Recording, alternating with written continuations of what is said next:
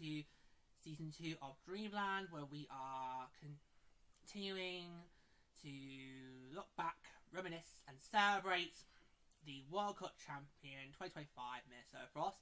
It's our 4th episode now of 5. This is the business end now. This is the episodes 4 and 5 is when we get to talk about the actual playoffs. The first 3 are just the lead up to that, and this is when we get to talk about the main event, the big dance, if you so will. Yeah. So, very exciting. And there's a bit where things are now going to feel a little bit differently compared to the previous year in terms of the feels and all that. So let's just get straight to it. So last time, we left off with that cliffhanger of who was going to be our opponent. Would it be Montreal? Or would it be Tio? Let's find out, shall we? So, with the regular season in the books, it was time for the 2025 World Cup playoffs with the following teams. The Montreal Victoire as the champions, the Toronto Sceptres, who qualified in 2nd place, along with the Ottawa Charge, and defending World Cup champions Minnesota Frost, who were both tied on points. However, as the Charge had more regulation wins, with 12 compared to the Frost's 10, they would qualify as the 3rd place team with Minnesota in 4th. So as league champions, Montreal had 24 hours to decide who they would like to play in the semi-finals, with their choice between the Ottawa Charge in 3rd place and the Minnesota Frost in 4th place. It's always between the 3rd and 4th place teams. If you're new to the World Cup playoffs, that's how it works. You pick between the 3rd and the 4th place team. So ideally, if you want to qualify the World Cup playoffs, you want to qualify in 2nd place, because that means you will be protected and have guaranteed home ice in the semi-finals.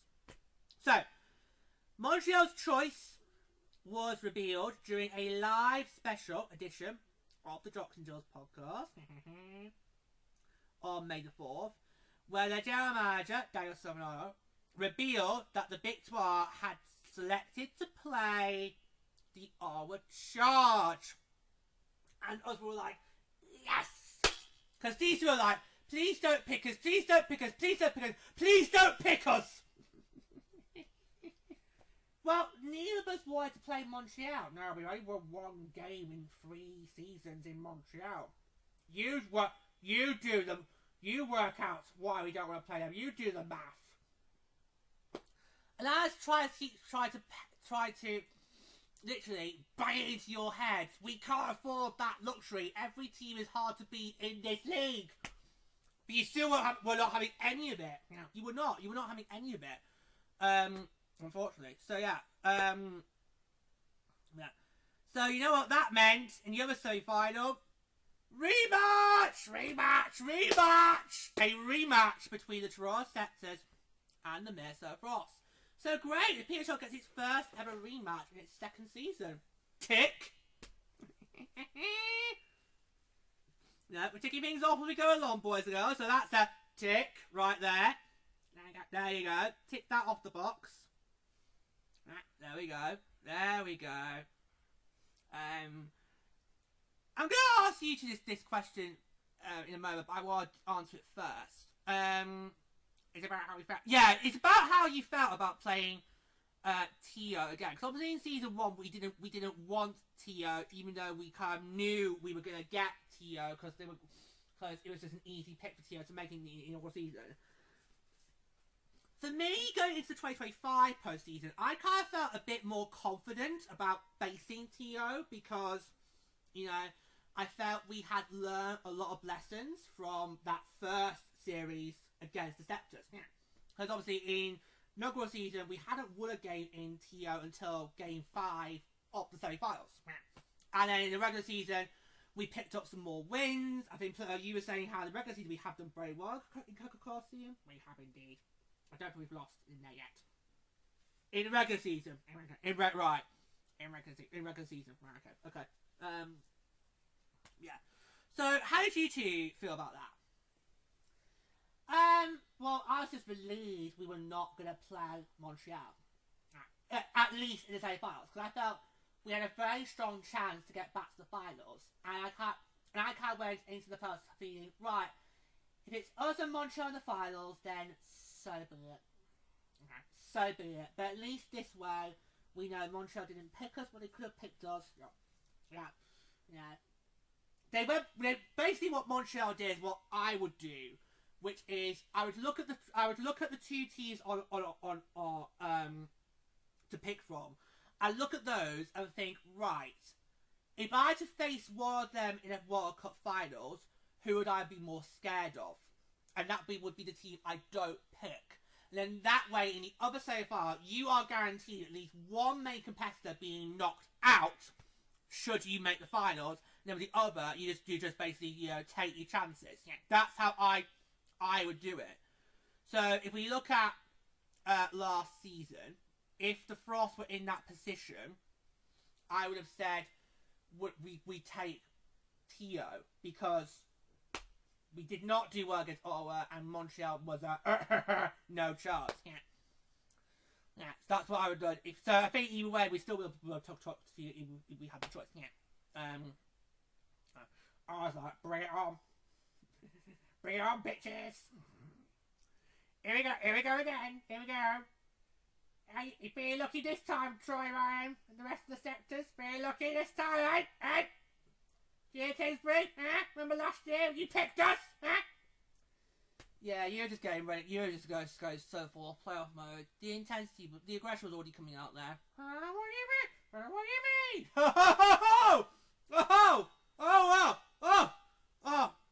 Don't even try. Don't even try. You've been in this household for 18 years. Don't even try. Don't even try. I know you too well. Don't even try. Don't even try, mate. Don't even try. Right. So, just like last year, the Sceptres would have home ice advantage and would host games 1, 2, and if necessary, game 5 at Coca-Cola Coliseum, while the Frost would host game 3 and if necessary, game 4 at XL Energy Centre. Just once, I would like us to have home ice advantage. I know. I just want to know how it feels. You do know how it feels. You've had that play times with the LA Kings, like how I've had play times with the Sharks. Yeah, but this is different. Oh, God's sake. Give me strength. Okay. So, just like last year, Maddie Rooney would get the start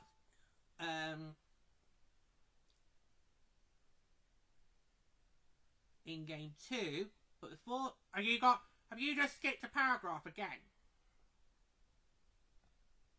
I have. Ah!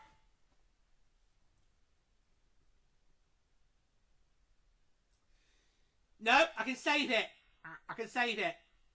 So just like last year, Maddie Rooney got a start in game 2, but that was because in game 1, Nicole Hensley was our starting netminder. There we go. There we go. Saved it. For a minute, I thought you were going to be... No, saved it. Because let's face it, Nicole Hensley in the last 2 games of the regular season did so well. She earned that start for game 1. But obviously, if Kensley wanted to switch to Maddie in game 2, no problem. No problem. So yeah, so just like last year, Maddie Rooney would start game 2, and Nicole Hensley would start game 1. But Nicole Hensley had earned the right to start game 1 because she managed to help backstop us to 2 crucial victories at the end of the regular season. There we go. There we go. There we go. I've saved it. Saved it. There we go. Yeah. So the series began on May 7th. Nicole Hensley, as mentioned, getting the start following her impressive end to the regular season. However, Minnesota lacked form in game 1, which also included Britta Carlsleva getting suspended. You fucking bitch! Aggressive bitch! Yeah, you did not like that. You did not like that. And they fell behind early, and while the team did try to mount a comeback, they would fall, ultimately fall 3-2. You did not like that suspension. What was she thinking? It's the World Cup playoffs. You're starting on the road. It's a best of 5 series. You cannot afford to make mistakes like that! She got suspended. Lucky we didn't need her, if we did. Oh my god. Oh. Yeah. Oh god. You can't cope. You can't cope. Yeah. And she had previously, throughout the regular season, got herself suspended as well. So it wasn't like this was her first offence. It's like, she needs to control her fucking temper! And what's surprising is she was a very good girl in Milano. That's surprising. She was on best behaviour in Italy, yet she can't seem to find that in the regular season! It's like, I just couldn't cope. I could not. Do you need a mo? Yeah. Right, okay, we'll do game 2 and we can come back on. So yeah, so as we just alluded to earlier, so just like last year, Maddie Rooney got the start in game 2, and things went a lot better for the Frost. They performed a lot better as they managed to get a 3-1 lead in midway through the second period, thanks to 2 huge goals from the Steckline to just continue where she left off. Impressive. But the Sceptres got 2 quick responses, but it was Minnesota who would get the win as they dominated the third period. Sophie Jakes got the game winner. That would see the series go back to Minnesota tied. A huge difference from when the sides met last year. Yeah, because obviously last year, 2024, it was a 2-0 Series E Patio going back to XL Centre. Whereas this time round, it was this year, in 2025, it was a tied series, which caused men pressure now on Tio rather than us. Because I've been saying to you two that in the best of 5, if you start on the road, ideally you want to go 2-0 up. But if you can't do that, you then go for the split. Because that then puts the pressure on your opponent, because they're not in their barn, they're going to be in your barn, and if you can get game 3, then you put the screws on them. And then the pressure goes on them. That is how I see a best of 5 working if you're on the road. And what if you're at home? If you're at home, try not to let your opponent get the split. So, oh yeah, I felt game 2 was a lot better compared to game 1, and yeah. So, Situation Netmire was... Yeah, Situation Netmire got the confused because in game 3, they did stick with Rooney. Or, yeah. The Netmire situation was all over the place, so you have to forgive the faux pas. It was all over the place for this series. Yeah. Which shifted to Minnesota for game 3 on May the 11th. With the same starting net... Yes, it's in the script. Yeah, with the same starting netminers for both teams, as nobody could be prepared for what was about to happen. As the Frost rode out to a 3-goal lead in the first period, but the Sceptres refused to go away. Like a bad smell. It's like a very awkward itch you can't quite reach. Don't do a demonstration on the BTO! It was like an awkward itch where you can't quite get rid of. You just want to go, no. Ooh, no, that's now ribbing. No.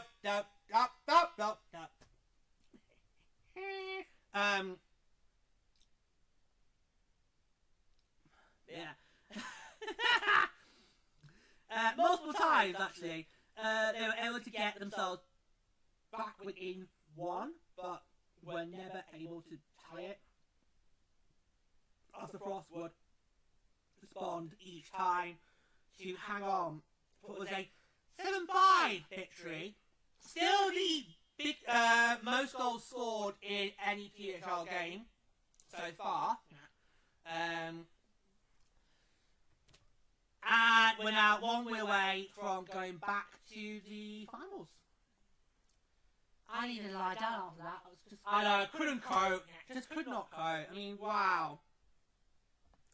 And that was on the same day of Game 2 of the upper series, so the Victoire Charge, which of course went beyond the full distance, went to 4 overtimes. Nearly went to a fifth. It was in the dying seconds of quadruple overtime that Victoire got the game winner. So it nearly went to a fifth. Oh, bloody hell. Yeah, basically Klaus Bell had a Norway situation. You know what I mean? A couple of years ago, there was a game in Norway that went beyond regulation. And it went on for a very long time. That people started phoning the police because their loved ones hadn't come back home. Oh, we didn't actually make a reference to that, did we? We did. That game 3 was utter carnage. And I don't get why Troy Ryan didn't think to switch netminders after that first period. Yeah. Because, remind me who his other option was? CJ Jackson was the other option. Why did he not... Because he didn't take his time out in the first period, didn't he? He took his time in the first period. Why did he not then think to then make the switch? Because I would have. If my team just made 3 goals like that in quick succession, immediately I would be swapping out netminders and then make a judgment call of what to do for game 4. Yeah. Yeah, because smart would have been, okay, take Kristen Campbell out. You're probably not going to get this game back. Give CJ Jackson some ice time, and then Kristen Campbell could be rested with potentially what could then be a deciding game in game 4. That should have been Tia's game plan, but it wasn't. They made us suffer. They made us suffer, and it only got worse for Campbell. It only got worse. So it was just like, it was carnage to watch, and the amount of time I had to keep going back and forth to the kitchen to refill my cocoa. It was like, oh my god. Yeah. That kettle was overworked, I'll tell you now. I know that's not a euphemism.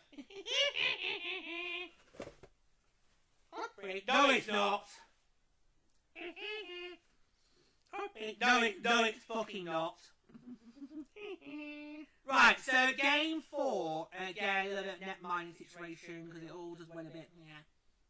So, after the goal fest in game 3, both teams decided to switch netminders for game 4. So the Frost then went back to Nicole Hensley, while the Sceptres sent in Carly CJ Jackson in a do-or-die situation. Now, okay, Reagan Kirk was injured. I always do wonder what would have happened if Reagan Kirk had not been injured. I do too. I do too. I always do wonder what would have happened if Reagan Kirk had not been injured. And she actually has done very well for the Sceptres this season, especially assuming the starting role. Yeah. So you do have to wonder what would have happened if CJ Jackson, if Reagan Kirk was available and CJ Jackson basically was the third, that was the third netminder. You do wonder. Yeah. Because would you really, in a situation like that, with a do or die, it's win or go home, would you really put them as untested in? I would have probably gone Campbell and see what happened. It was a gamble. It was a huge gamble, but it looked like the gamble was going to pay off. It did look like that gamble was going to pay off because Toronto managed to get a 2-0 lead early, but the Frost didn't stay down for long as their top guns came out strong at the right time, including our captain Kevin Quinn-Scofield, who got 2 goals, with her second one being the tying goal.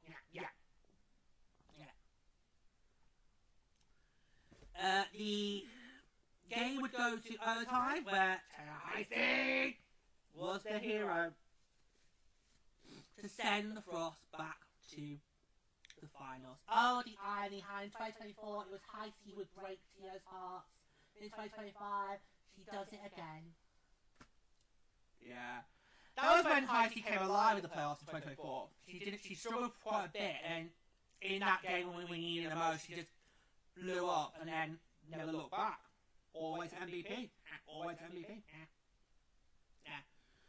So the team would get some much needed rest as they would have to wait for the conclusion of the semi-final series between the Montreal Victoire and Ottawa Charge to find out who they would face in the finals, as all the team knew for sure was they would be starting the finals on the road once again. But the question, of course, is where? And that's your cliffhanger. That's your cliffhanger. So the question was, where?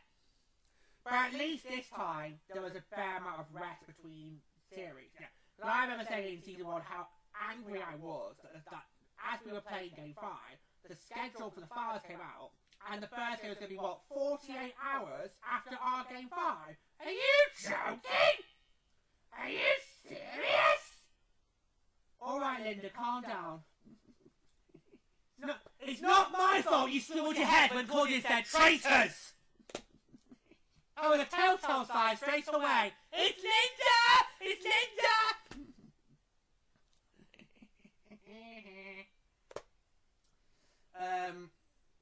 Yeah. Well, obviously, ours so far finished before Montreal Ottawa's did. But I think their game 4 was on the Friday. Because our game 4 was on the Wednesday, then their game 5 was on the Friday. So it was only like a 48-hour potential 48-hour wait to find out. Unless Montreal tied, it would have been. Oh, imagine if Montreal had tied the series. Don't go there. Don't go there. We would have been flight if they had done that. We would have had no way of knowing. Because of course you can't use the internet on an airplane. You can only use it offline. So unless you download things, you can't use the internet.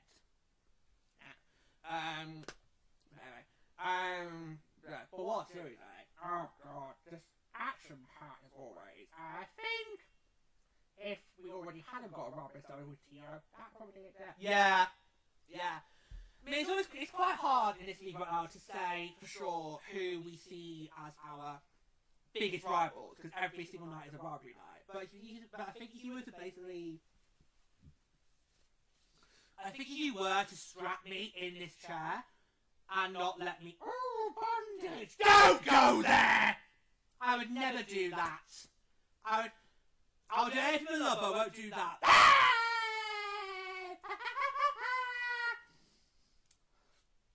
In fact, won't do that. I don't see you appeal that. All you do is just spanking. With some weird, and someone has to then wear some weird bondage gear. You've seen 9 to 5 too many times. Yeah. I know. Only the musical, not the film.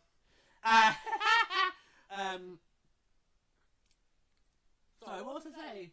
Basically what you're trying to say is if you were to force us to name a team who's our biggest rival, thank you, Eddie, it would be Tio. It would be Tio. Yeah. Oh, I'd love to come and maybe see them next time on the trip. I know. But yeah, so we'll see how it goes. Yeah, it would be Tio, but yeah. And that's what happens when you see the same team over and over in the playoffs. You then build that rivalry, like of course we saw with my Sharks and the Knights. You know, yes, it was only 2 seasons, but it was so intense. The rivalry has stuck since, and these two teams can't stand aside each other. Pray that blood doesn't get spilled. It was also like that for you back in with Detroit. Yeah, because you had some really bad battles with Detroit over the years when Detroit was in our conference. Yeah. I can still remember that. I still remember that 2011 playoff series against them. That was really intense because Detroit forced Game 7. Yeah. So that was a bloody series. So I'm not surprised we didn't do well in the conference bars because Detroit pretty much had beaten out any remaining fight that was in us. So, yeah. Plus, we're also Vancouver Presidents Trophy winners. Fin them off. No, but it was a really intense series and it was a really good battle. And I feel like we really did learn our lesson from. I know you alluded at the start, George, but I do think we really did learn our lesson from season 1 of how to cope with TO, especially in TO. Because that split result was incredible. Oh yeah, it was. And Game 2 was a really hard fought game. Yes, we did get a 3-1 lead at one point, but TO did not go away. They managed to tie it back up quickly, and that could have been, and it easily could have gone to OT that game. Yeah. If Sonny Daytime got that goal, you very much easily could have stared at an overtime period at Coca-Cola Coliseum, and then who knows what would happen. Yeah. Although TO's yet to win a playoff game in overtime. Nope. No, I'm not. No. So that is interesting. Because everyone who has got consequences has won at least one OT game, including Ottawa. Who OT games have not really been kind to them in the past. So yeah, it was just such an incredible series, and to be able to have the opportunity to go for it again. Yeah. Well, I've been saying that, I know you two agree with this as well, I've always been saying that I would rather have the opportunity to defend the crown rather than not defend the crown when it comes to being knocked out. If we do get eliminated in the playoffs, I'd rather it be, as defending champions, I'd rather it be in the playoffs, because at least you can say, we've had the opportunity to at least defend the crown rather than being on the outside looking in, having been eliminated beforehand. Because so when the time does come, and it will eventually happen, if we get eliminated in the playoffs, for me it will sting less than having not made the playoffs full stop. That for me is how I would look at it. And Tio did again give us a really good run for our money. I mean, okay, we knew how to play this time. We learned from those lessons in season 1, and we managed to give them a really good run for their money. But I kind of felt after game 3, you kind of thought, it wouldn't be right if Tio was to force game 5. Because it just did look. It was almost like they were a complete mess in that game. Like, what was going on? And unfortunately for us, in that game, we did not defend the netminder. This is something I've been noticing this season. We're not defending the netminder. Where was the defenders? Who was helping? Really? Who was helping? Matty Voodoo? Who was helping out? Yeah. It's like, what was going on? Yeah. It was crazy game. We watched it. Yeah. It was one of those moments where that's a crazy game, and yet we're watching it. Yeah. I was quite surprised we switched in game 4. I can understand why Tio did it, but for us, well, maybe we thought that we would be better to put Nicole ahead of the year, and then if Tio did force game 5, take our chances with who we think could win us the series. Maybe that's what Kemsley thought. Switch Rooney out, and then depending on what happens in game 4, if she could be good for game 5, we'll put her in for game 5, and then take The tandem was very much in action in this series. Let's just say, the tandem was very much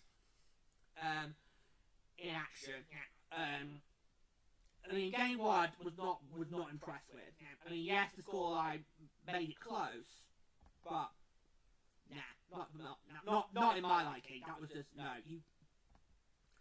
we should have played better, and Britta Castlevy should not have got herself suspended. Should not. She should have learnt better. Okay. Yes, she was a rookie, but she should have learned not to get yourself suspended when your team needs you the most. Because what would have happened? In fact, I'll let you take these because you are angry about this most. What would have happened if she had won game 2? Having already won game 1? I'll tell you, we would have been in the exact same position we were in season 1, and the pressure would have been on us even more because we were the defending champions. Yeah. TR already had their crowd taken off them because Montreal won the league. TR already had their crowd taken off them. They had nothing to lose. Mm-hmm. We had the most to lose. And so Britta, yes, you got a goal, not dirty. But it was basically to kiss the punch with her. Hold the mental picture! Oh, that's so sick. Thought of that. No, the thought of that. Oh no. Oh no, that's a horrible mental picture right there. Oh no. Ooh. Ew.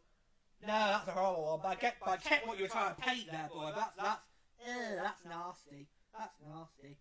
Oh, that's a horrible mental picture. Jesus Christ! I hope no one's having their tea during watching this. Jesus Christ. Or a lemon cyst. Oh, for God's sake! Finish it, point. Point is, if she had been Costa's game 2, Kane game 2, I would have been livid. I would have been absolutely livid because we could have done without that in game 2. But oh, for God's sake. She has got to learn to control her temper. Pigs might fly. Oh! I think we've got better chances of landing someone on Mars than Britta Castlevy learn to control her temper.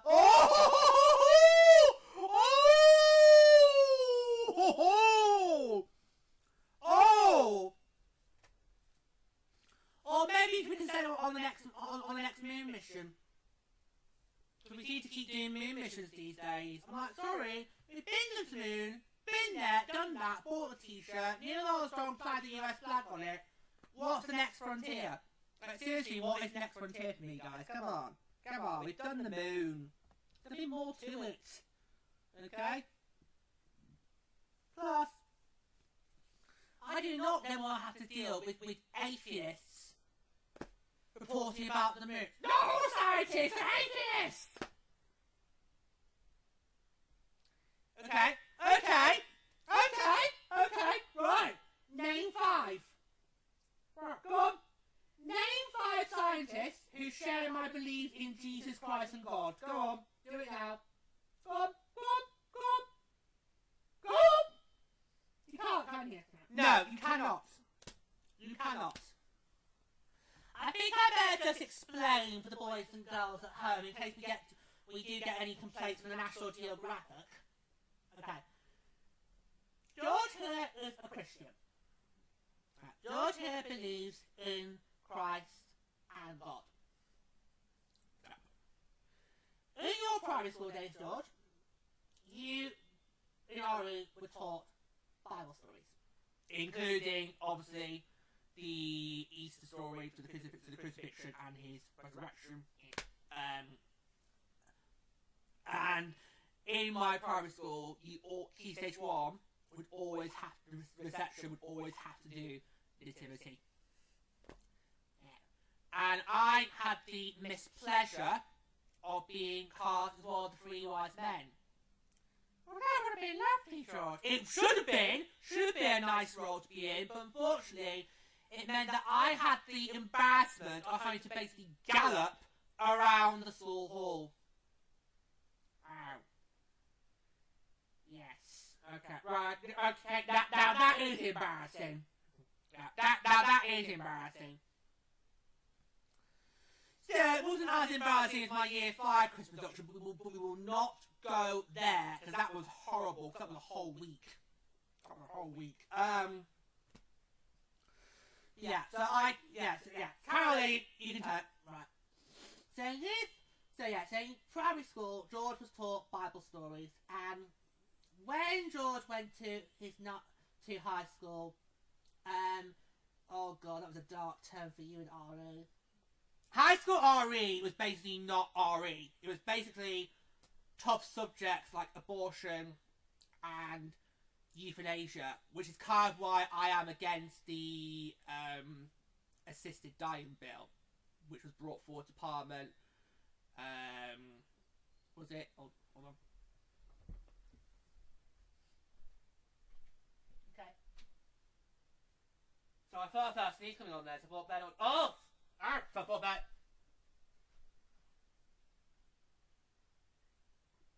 I thought I felt a sneeze coming, so I thought I'd better get out the camera.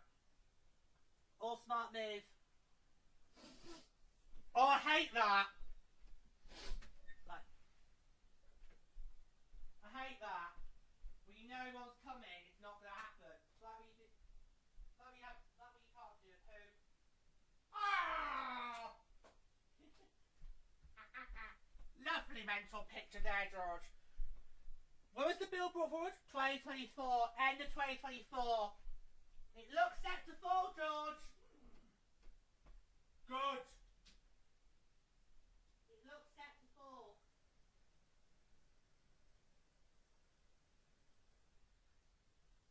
Yeah, because they've got to do it by the next King's speech. Yeah. Got to do it by the next King's speech, otherwise it falls. Yeah. Look, I'm sure for other people that would be useful, but for me, no. It's because of the fact that I had to learn about euthanasia in high school RE. That has traumatised me, and that's basically what put me against the assisted dying bill that was brought forward to Parliament. But it does look like it is going to fall, because you have to get legislation done before the end of each parliamentary session, and we do have a King's speech coming up. Not a good idea to schedule it as we're about to head into the election season, but there it is, it's only locals. And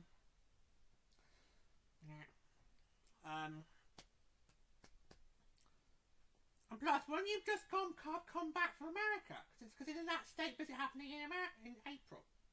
Well, it's not in May. No, it's in April. Oh. What, so by now the King could be in the US? He could be. Ooh, that's good. I do think it's a bit ironic how our King, and I'm not a royalist, by the way.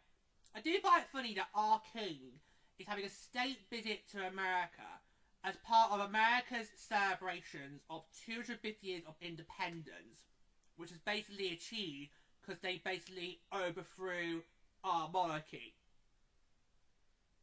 Does anyone else spot the irony there? Does anyone else spot the irony? You know, I find that hilarious. You know, that it's America's 250th birthday, and yet our King's going over there. You know, the reason that America exists in the first place is because they overthrew our monarchy. Hilarious. Sorry. Yeah. Sorry, there. You carry on. I thought I was about to sneeze, but didn't. So that's why I just want to rush off. But didn't want to do it on the camera. No, right. Okay. Yeah. So unfortunately, your high school RE was not nice, not pretty, and I flunked it. They made you do an exam for RE. Yeah. Seriously. Yeah. And I flunked it. Didn't pass. I can't remember what grade I got, but I didn't get the grade I needed to pass, so I flunked it. You wanted to flunk it if it was primary school already. Nope. Yeah. So George believes in Christ and God, and unfortunately, George's high school science department were very adamant about the Big Bang, and you, unfortunately, George, were an intake of kids who also believe in the Big Bang Theory. Yes. So let's face it, I had no chance of being in the cool kids group. Let's just face it, because my beliefs of God and Jesus did not go down well in my high school. Fuck you, priest. No. That's twice now you've represented your high school this season, George. Well, I did not have pleasant days. Let's just leave it at that. My school days were not pleasant. They were not pleasant. They really weren't. And yet you were a model student. That counts for nothing. Model student counts for nothing in British high schools. That counts for nothing. That counts for nothing. But yeah, so I do believe in Christ and God. So let me just have my views, okay? Let's agree or disagree. But yeah, so that was oh god, twice we've got off piece now talking about my school days. That's twice now. Any more final thoughts for this series before I sign us off and for the final time and tease what's coming up next? It was a really epic series. So much happened. I feel like it was incredible. From start to finish. And what a rematch. Yeah. Even though it didn't go to the full 5, still an epic contest. Yeah. Best of 3? No! No! Best of 3 what? No! No, no, no, no, no, no, no, no, no, no, no, no, no, no! And I'm not doing the impression of Jim Trop to make a dib thing. I'm being deadly serious here. Just no. No! I bet even Tio fans watching would be like, no, please God, no! Have mercy on us, no! No! No, no, no, no, no. Just no. Like, seriously, don't even go there. Don't even go there. Just no. Under no circumstances, no. Right, okay, so we're going to leave it there. Coming up on the last episode, it's the moment you've all been waiting for. We get to relive the 2025 World Cup Finals. Get your heart rate monitors, we're going to need them. We're going to need them. We're going to need them. Or can I crack open the rum? No! God, I need it! It's the only way it got me through. No. No. No. Do not drink, kids. Do not drink. It will turn you into that. Okay, that is what happens if you go to drinking.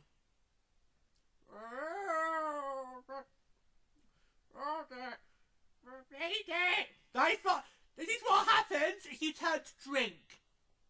And also drugs. Yeah. Oh, I was wondering whether we were going to mention parliaments. No, just leave him. Just leave it. This is what happens if you go to drinks and drugs. Okay? So ignore what Zach Polanski's saying to you guys. Drugs, bad. Alcohol, bad. Don't do them. Otherwise you're going to end up like this one. Get the rum out. No! I'm signing off there. I'm signing off there. I'm signing off there now. Okay? Okay, that's what's going to be coming up next time as we continue to celebrate the World Cup champion 2025, Minnesota Frost.